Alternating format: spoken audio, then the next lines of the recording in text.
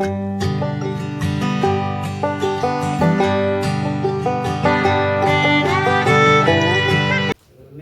d'être présent.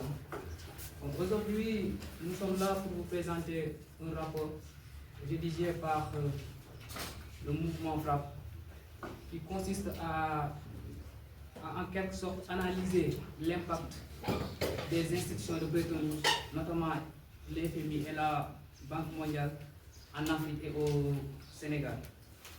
Ensuite, de mettre en évidence en quelque sorte le résultat de leur politique et enfin proposer des alternatives pour une souveraineté économique africaine. D'abord, pour commencer, nous allons expliquer c'est quoi ces institutions, notamment leur origine. Les institutions de Bretton Woods, notamment le FMI et la Banque mondiale, ont été créées en 1944 dans un contexte d'après-guerre. Après la Seconde Guerre mondiale 39-45, en quelque sorte, l'économie était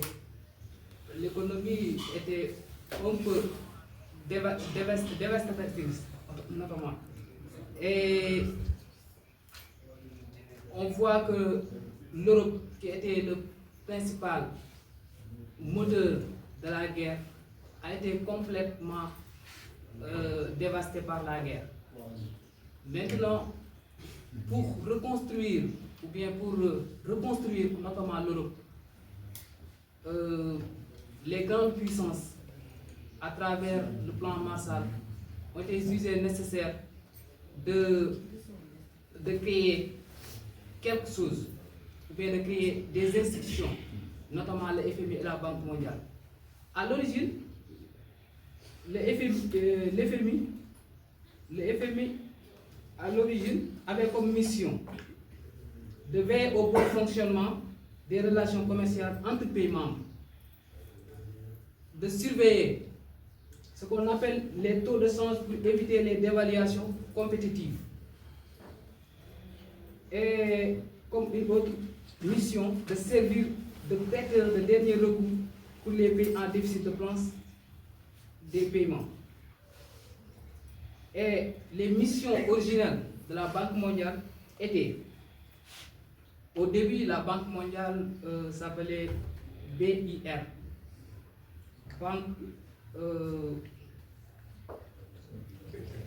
Banque internationale de reconstruction, BRI. C'est après les années 60 qu'on a ajouté un D qui signifie le développement.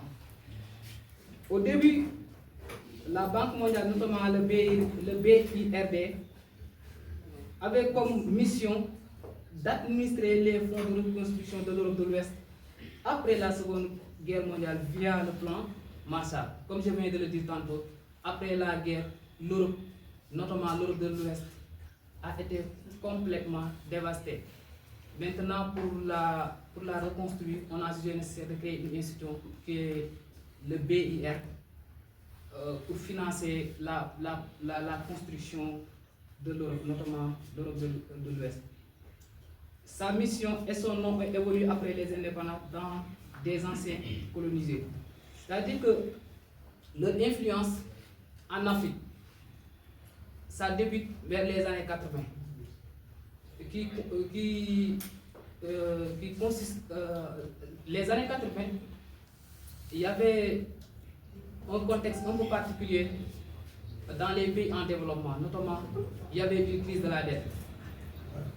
Et comme que au début leur mission était de reconstruire l'Europe, et l'Europe est déjà presque construite, il n'y avait pas d'autre mission.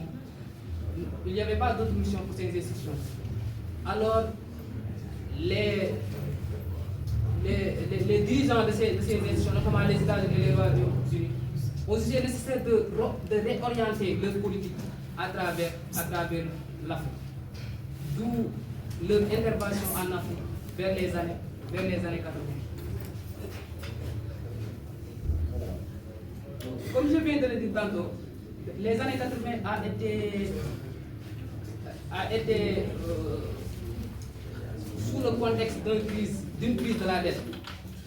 Et les fondements de la crise étaient c'est-à-dire que les causes principales de la crise de la dette, selon la Banque mondiale et le FMI, sont un état trop interventionniste et dépensier, un secteur public hypertrophié et inefficace, un manque de mécanismes de marché, des marchés intérieurs trop protégés, des entreprises peu compétitives et des prix intérieurs administrés. Donc leur intervention s'est déroulée en 2 phases.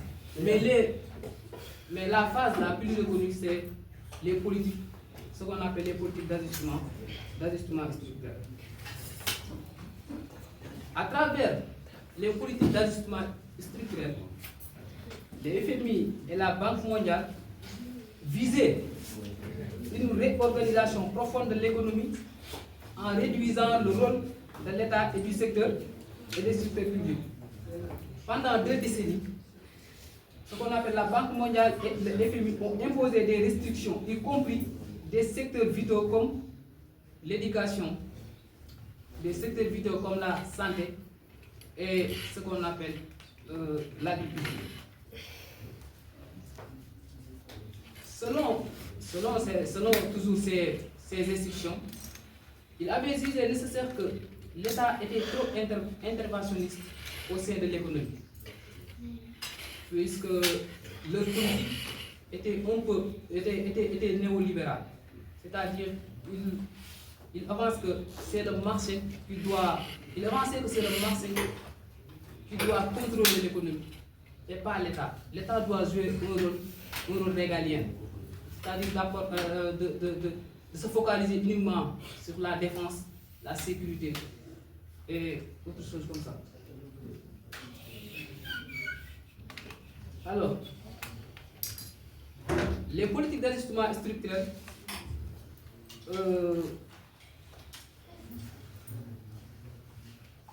qui consistait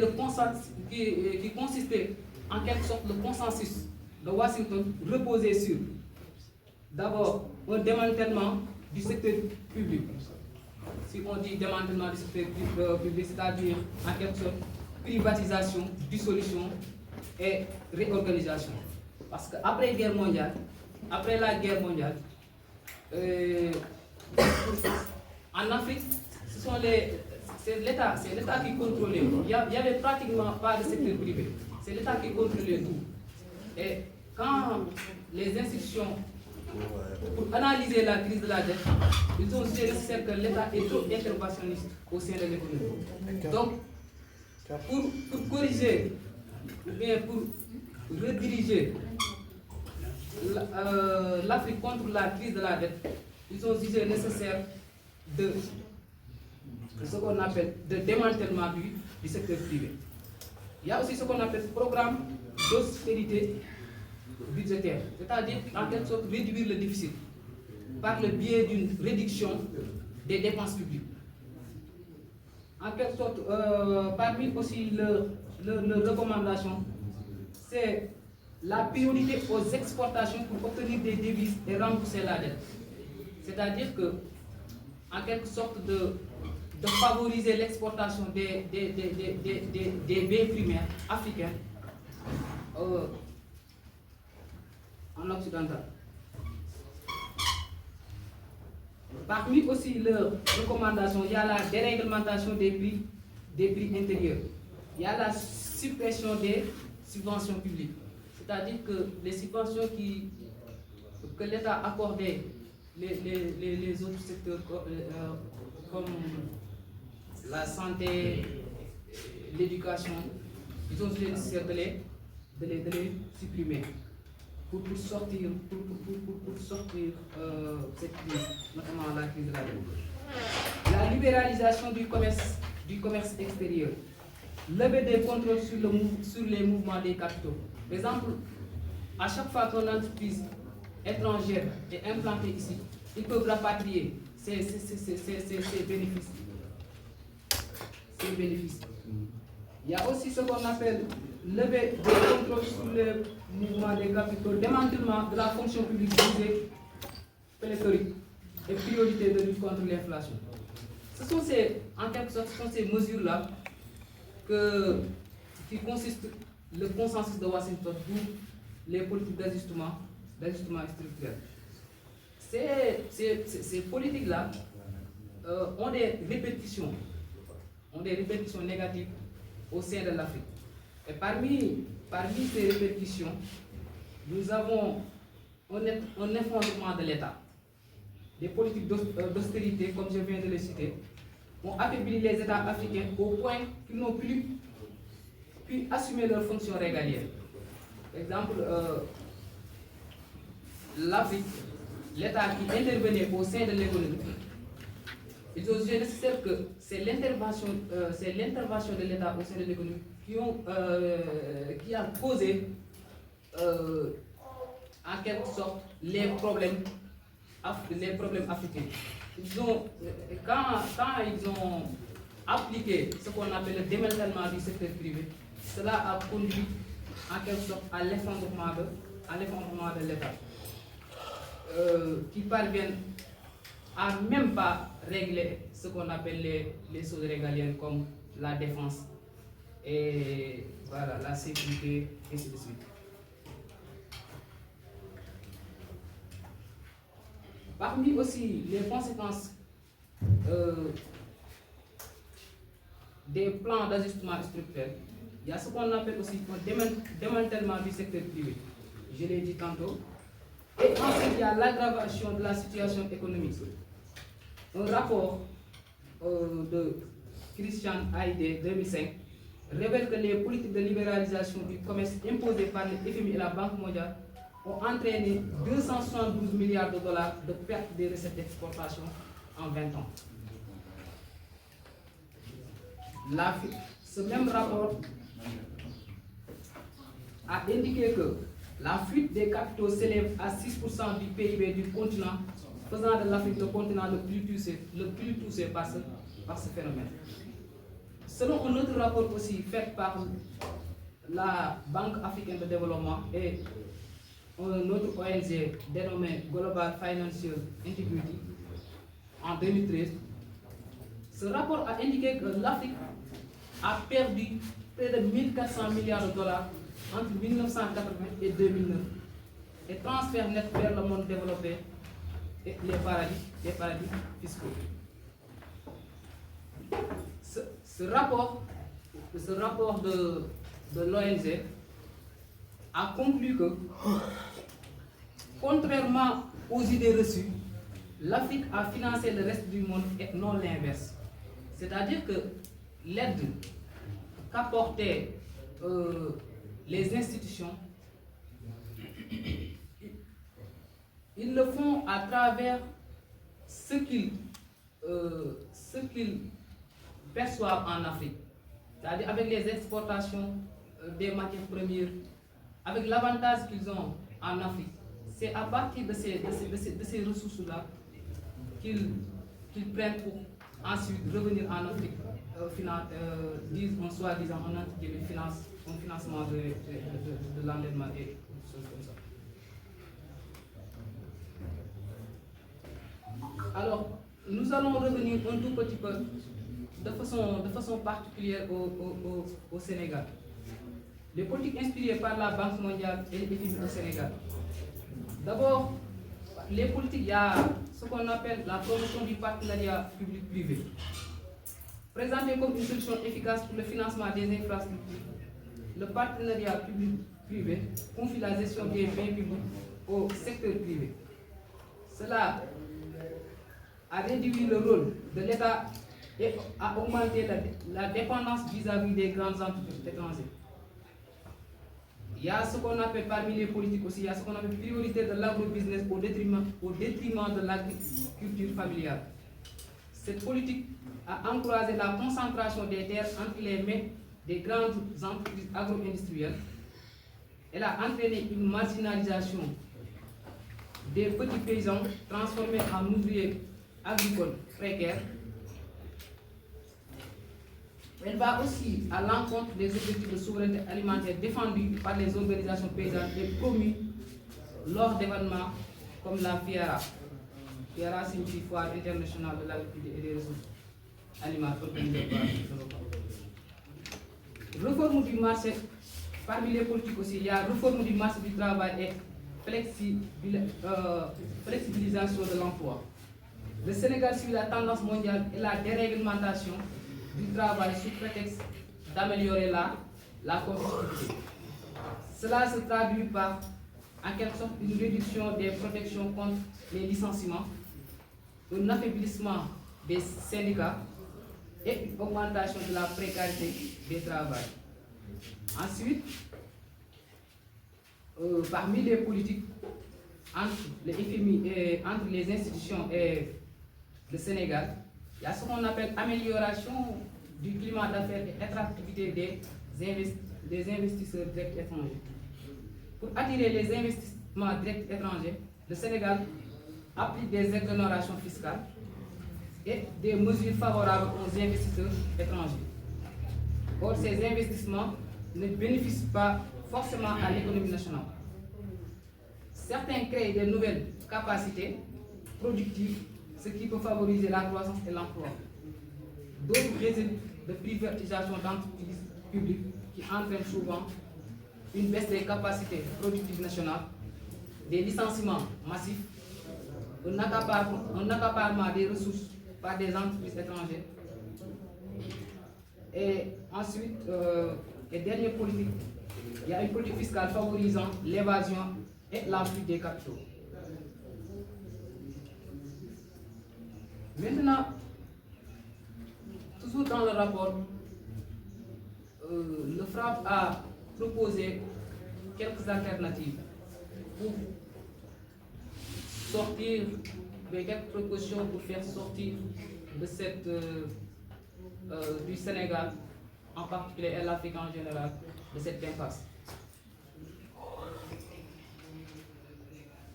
Les alternatives qu'on a proposées, c'est oser penser d'abord autrement par nous-mêmes. La théorie néoclassique sur laquelle reposent les politiques du FMI et de la Banque mondiale a montré ses limites et ses contradictions.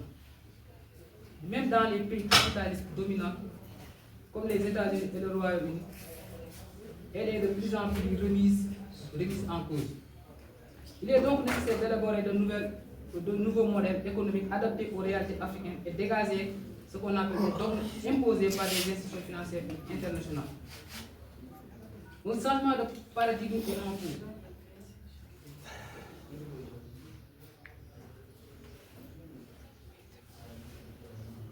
D'abord, repenser le développement africain à la lumière de l'histoire.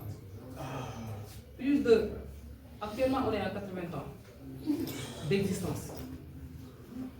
80 ans d'existence, il est urgent de tirer les leçons des erreurs passées et d'élaborer un nouveau modèle de développement. L'Afrique doit d'abord développer des stratégies endogènes basées sur ses propres ressources et priorités. S'affranchir de la dépendance au financement et aux orientations économiques dictées à l'extérieur. Construire des partenariats équilibrés avec des acteurs économiques émergents plutôt que de subir l'influence exclusive des institutions occidentales. C'est très bien documenté. Et toutes les politiques de la Banque mondiale et FMI en Afrique, pas seulement en Afrique, mais particulièrement en Afrique et au Sénégal, ont été très bien analysées avec des exemples très concrets, comme l'a dit tout à l'heure le présentateur. Le seul point sur lequel je ne suis pas d'accord avec les jeunes camarades, c'est quand il parle de limites des politiques de la Banque mondiale, alors qu'il s'agit de faillites, avec des désastres économiques et sociaux pour nos pays. Ce ne sont pas des limites, c'est des désastres. Ce sont des faillites que même la Banque mondiale et FMI reconnaissent aujourd'hui. Il y a certaines politiques que ces institutions empêchaient les pays de faire, de suivre, par exemple, le soutien de l'État à des couches vulnérables par des transferts monétaires. La Banque mondiale disait que ce n'était pas bon, etc. Tout ça, ils sont revenus là-dessus pour dire au fond que c'était une bonne chose parce que si on ne le fait pas, ça va accroître la pauvreté. Alors, la Banque mondiale et l'FMI sont des instruments des pays occidentaux, notamment les États-Unis et l'Europe. La preuve, depuis qu'elles existent, ces deux institutions, ça fait 80 ans, elles sont à leur 81e anniversaire cette année. Le président de la Banque mondiale, c'est un citoyen américain. Il est nommé par le président des États-Unis, 80 ans. Et le monde a changé depuis lors. Le directeur général ou la directrice générale du FMI, citoyen ou citoyenne de l'Europe. C'est quand même pas normal. Depuis 80 ans. Alors que le monde a énormément changé. Aujourd'hui, ce qu'on appelle le Sud global, les pays des BRICS et d'autres pays du Sud, commandent aujourd'hui, je vous dis, l'économie mondiale. Les pays du G7, États-Unis et quelques pays européens, le Canada, plus l'Italie, le Japon, représentent à peine 29% du produit intérieur brut mondial, alors que les pays des BRICS représentent aujourd'hui plus de 32% du PIB mondial. C'est pour vous dire donc qu'il y a un changement considérable qui aurait dû se refléter au niveau de la gouvernance de ces deux institutions. Alors, la deuxième chose que je voudrais dire sur ces institutions, c'est quand elles sont venues en Afrique, ce n'est pas pour développer. D'ailleurs, si vous lisez les rapports de la Banque mondiale et du FMI, on parle toujours de croissance, jamais de développement. Et cette croissance, chez nous, elle est tirée par les exportations de matières premières. Et c'est ça qui a amené à la faillite de ce qu'on a appelé le développement en Afrique. La preuve, nous vendons des matières premières et les produits finis de ces matières premières nous reviennent et on nous les vend à des prix prohibitifs. Pourquoi? Parce que tout simplement, pour la Banque mondiale et les FMI, il faut que les pays africains exportent pour payer la dette. C'est ça. On a besoin de devises pour venir payer la dette qu'on doit à leur pays. Et c'est pour cette raison qu'il y a eu cette libéralisation sauvage imposée à nos pays. Il a donné des chiffres par Christian Aid, 270 milliards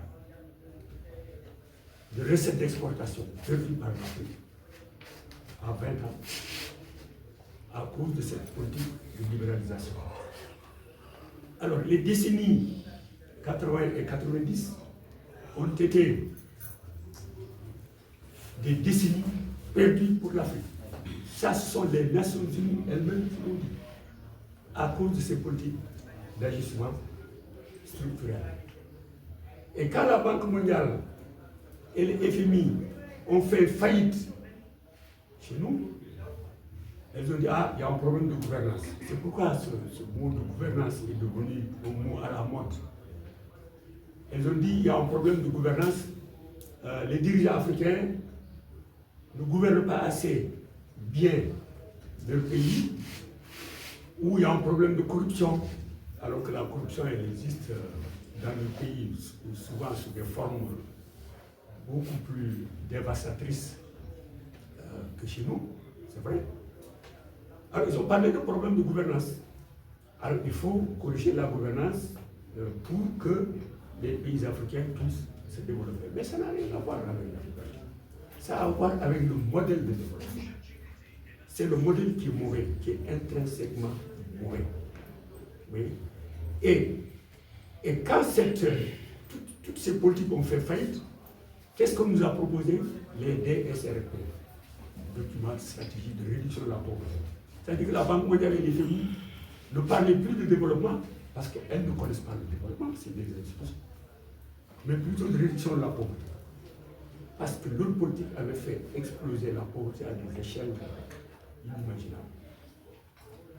Et à l'intérieur même du système, c'est-à-dire ce qu'on appelle la pensée dominante en économie, chez eux, là-bas, aux États-Unis et en Europe, les économistes de renom ont attaqué les politiques de la Banque mondiale et monétaire internationale. Joseph Stiglitz, qui a été conseiller à la Maison Blanche du temps du président Bill Clinton, qui est prix Nobel d'économie, qui a écrit un livre dévastateur, La Grande Désillusion, livre dans lequel il dénonce les politiques cyniques de la Banque mondiale et des FMI dans les pays africains. Paul Krugman, qui est également un autre économiste de renom américain et qui est éditorialiste au New York Times, qui est également prix Nobel.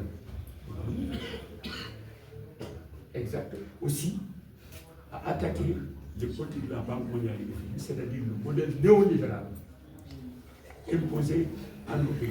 C'est ça la réalité. Le modèle qu'on nous a proposé, c'est un modèle néolibéral visant tout simplement à ouvrir nos économies aux investissements étrangers, aux multinationales, avec toutes les faveurs qu'on leur accorde pour les attirer, et on leur laisse la liberté de dévaster nos économies.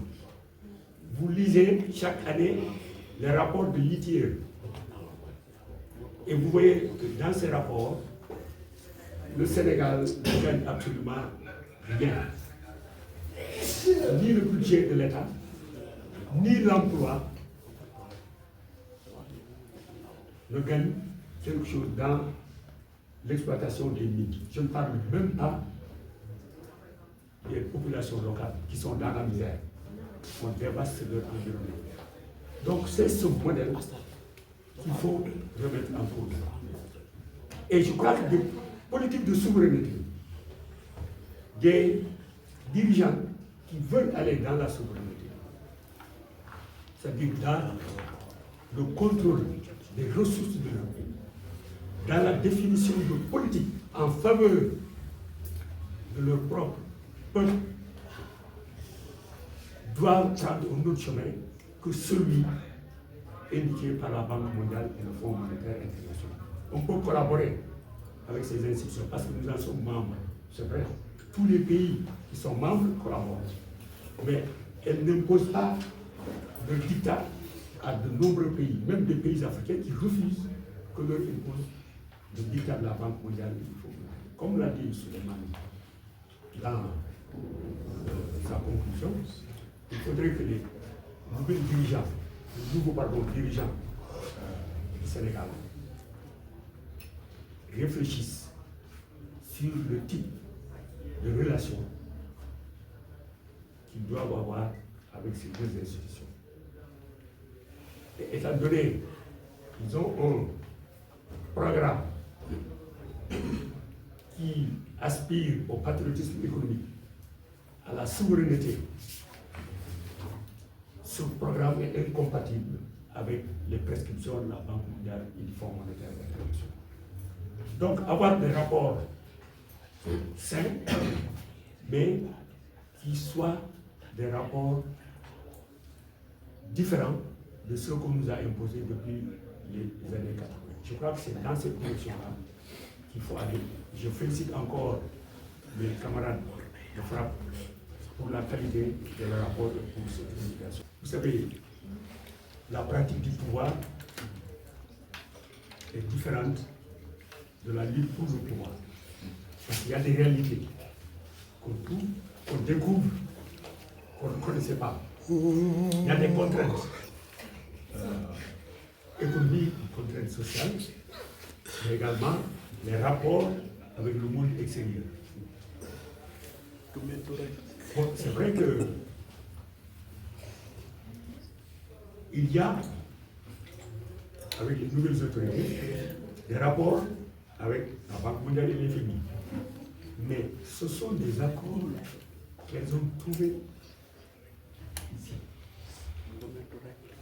À ma connaissance, le FMI est venu, je crois, 2 ou 3 fois depuis la prise du pouvoir par Diomaye et Sonko.